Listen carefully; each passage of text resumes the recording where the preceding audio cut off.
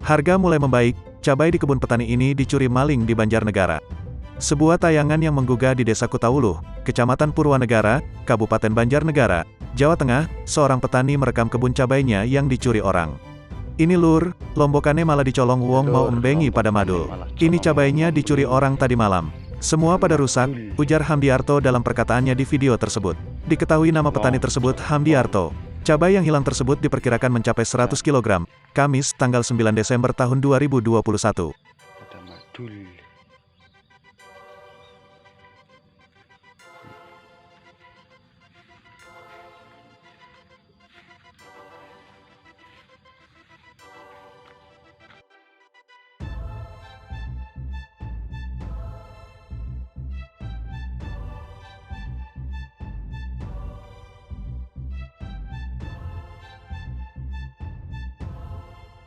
Ya lur, lombokane malah colong wong mau bengi pada madul.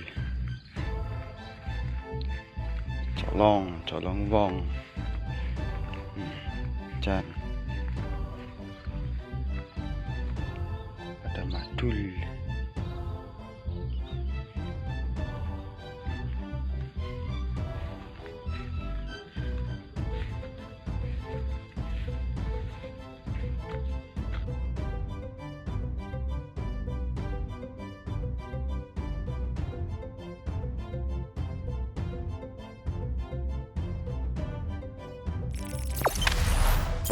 Jangan lupa subscribe, share, komen, dan like ya.